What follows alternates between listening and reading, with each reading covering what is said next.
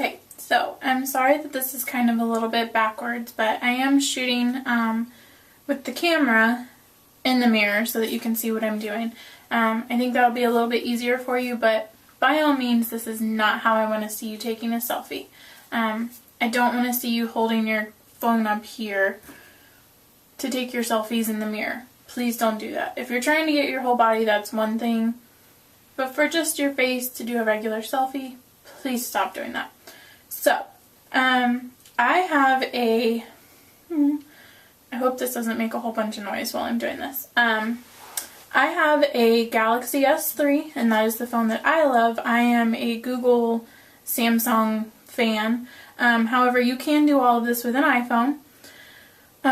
So basically, we're going to go over a few tips first, and then I'm going to show you how I take what I think are great selfies. Now, I do not usually take them in my bathroom, and I will go over that in just a minute.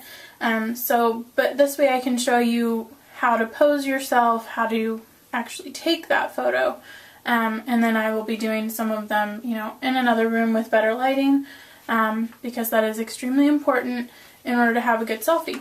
So, the things that we're going to go over are your camera setup, so what you need to do on your phone to get a good selfie. How to position yourself, how to do posing, the lighting, as I said, and you can probably tell from this video, not the greatest lighting in my bathroom. Actually capturing that photo, which also goes with the camera setup. How to crop your photo and how to edit your photo. So those are all very important keys to getting a great selfie. So number one, you're going to go into your phone and you're going to go into your camera.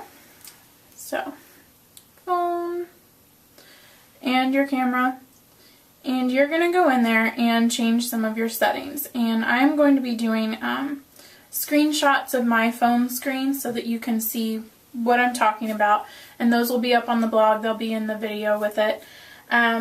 So number one rule of a good selfie: do not use the flash. Turn your flash off, otherwise you're going to get way too much direct light. You're going to get the wrong color of light. You don't want that. You do want to turn autofocus on, and you want your white balance to be auto, or if you can't get natural light, if you have to do it in your bathroom, you want to set it to either incandescent or fluorescent bulbs. The ISO you want to put on auto, and that's the white balance and the ISO are kind of like photography things, but they do make a difference in your photo. Number two very important thing is to turn the anti-shake on. You want the anti-shake to be on because you don't want to have a blurry photo.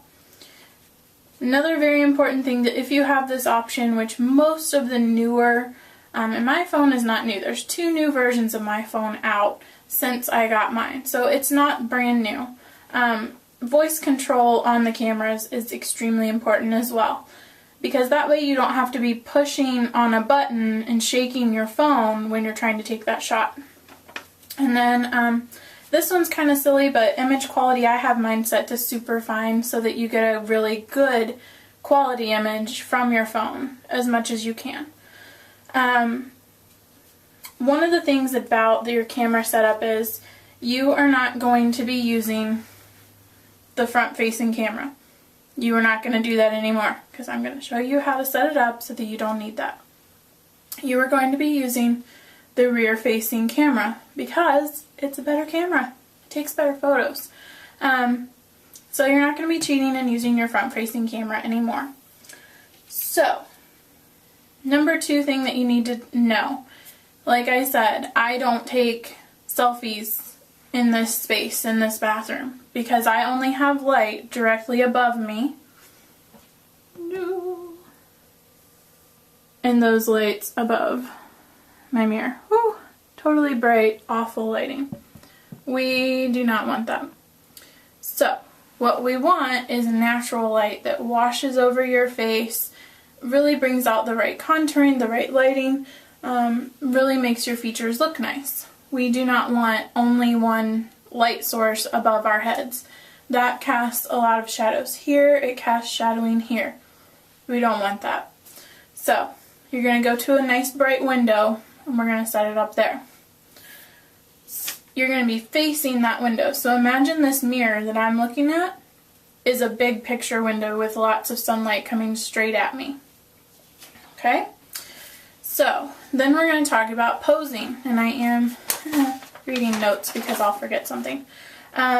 So these notes on posing mostly come from my experience as a photographer and also from me having photography training on some online forums. Mainly this posing comes from a woman named Sue Bryce on Creative Live. I greatly encourage you, if you're interested in photography, especially photographing women in portrait settings, to go and buy that class.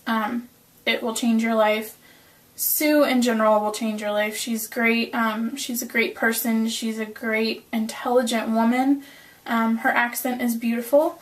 So if you want to learn more about this posing and you want to know where I got this information, it is not mine originally. It is from her and other photographers and other experience that I have.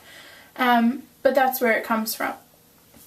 So, and I'm going to show you again in some screenshots how to pose badly, which most people do.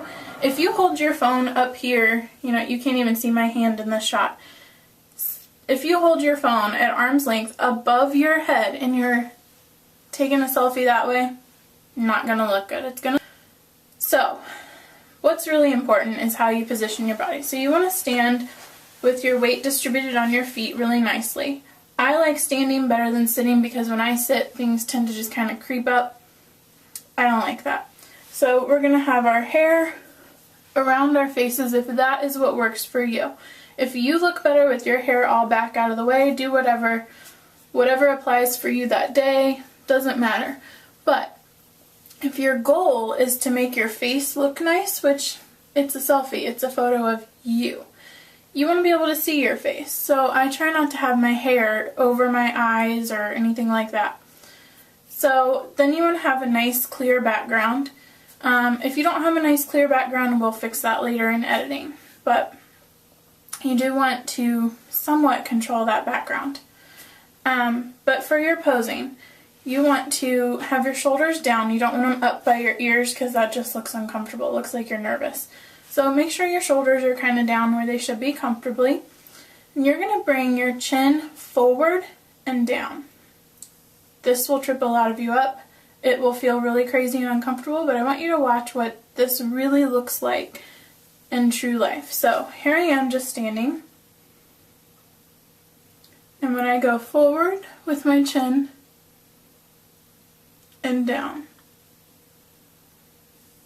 it's a totally different look. You want to have that stance in every photo that you take. Every photo that you're in. It will become a very natural movement for you if you do that. So, those are two very important things. Number 3, importance in your posing and taking the photo. You want to have your phone at eye level. So, the lens on your phone needs to be at eye level. It needs to match right where your eyes are. You're not taking it up here, you're not taking it down here, you're taking it right at eye level, which if you hold your arm out in front of you is pretty much going to be at eye level when you're holding your phone upright. So you want this lens to be right in line with your eyes. Now if you want it,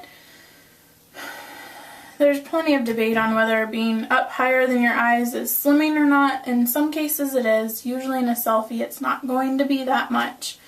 If you want it above, I would say to have it no higher than maybe right around your eyebrows, a little bit higher than that with the lens. That's where you want the lens to be. Now, you need to have your phone out from your face far enough that you can get your whole face in it. You never want to cut off your chin. You always want to have some space below your chin. When you're taking a photo and if you cut off your chin, it just looks really weird. Really weird. You don't want to do that. You also want to have plenty of space around you to crop the photo correctly. Especially if you're going to be posting it on Instagram or something like that where it's a square only. You need to have space to crop your whole face into that square. You don't want to be cutting your face here, which I do sometimes, to put it on Instagram. So you want to think about that throughout the process. So just give yourself enough space that you can see who you are, you can see all your details, but so that you can also crop it in still. So, the last thing about taking your photo and how you're going to pose is you want to be looking directly at that lens. So when that lens is out here, you want to be making eye contact with the lens on the back of your phone. That way it looks like when you actually post that photo, you're looking straight at the person looking at it. You're not looking off in the distance, you're not looking at where the button is to take the photo, which if you look at a lot of photos, especially group selfies, half the group is looking at the camera lens and half the group is looking at where that finger is trying to hit that button. You don't want to look at that. You want to look straight at that lens and have full eye contact with your viewers, whoever's looking at this photo. So, that covers the posing. So, something else that I have said is use voice control. Do not try to find that button because, like I said, we're going to be using the back of the phone's camera. So you can't see where that button is on the front to take that photo. So you want to use voice control. If you don't have voice control on your phone, go ahead and set a timer. You want like a 3-second timer. So you set the button, it starts timing, you get it turned and in position to take that shot. I suggest voice control. If you don't have voice control, or if you try voice control and you can't say the trigger word and get your smile in place or whatever it is fast enough from saying that word, then use that timer. A lot of cameras have timers these days. If they don't, then go ahead and use that button like you normally would. Usually, and I haven't used an iPhone in a long time, usually if they will take photos, you can use like the down volume button. Some of them, if you have the headphones plugged in, if you want to use it to take a selfie, just tuck your phone in your pocket and you can use the one of the volume buttons on the headphones. So you can be holding that like a little trigger button in your hand. So that's another key for you. And then, last thing I'm going to say is do not over edit these photos. You want to take a good clean shot and then you want to edit things naturally like a professional photographer would. There's all this artsy fun stuff. If you're trying to do this for like a profile picture or whatever and you want it to look like truly like a portrait, then you want to not over edit this. So you don't want to go in and blast out your skin so that you have 0 pores and you look like you're made out of cotton candy. We don't want that. We also don't want crazy stuff in the background like we said. So those are kind of the basic rules. And then we're going to go over those in more detail with screenshots and actual photos from my phone. And then I'm going to show you also some of the editing software, some of the editing apps that I love and I use them almost on a daily basis on my phone. So let's get started. I'm just going to show you how to take photos and then everything else will probably be screenshots pulled into the video, so I apologize for that. But I'm going to show you how I do this. So obviously I'm going to get my hair where I want it. And like I said, I'm going to take the actual photos in front of the window. So you might want to practice in front of a big mirror and act like it's a window, and then actually take photos in the window once you've gotten used to it. So I have everything set on my phone. I have voice control turned on. So my phone, and I hope you can hear it when I do this, but I'm just going to show you right now. Capture. So it'll take a photo every time I say. It has a few words and it tells me what they are down at the bottom of the screen. But anyway, so here we go. So phone goes out in front of your face with the lens at eye level. I need to move over so you can actually see this while I'm doing it. I'll even zoom in a little for you. You're going to look straight at the camera, you're going to go forward, and down with your chin, straight at the camera, capture, and you heard it take that shot and you just saw it take the shot. So, like I said, the lighting in here is terrible. Now that was at complete arm's length. You can do it even closer if that's what you want. Capture, and of course you'll get a closer shot. Just remember that you always want to have enough room to crop the photo later.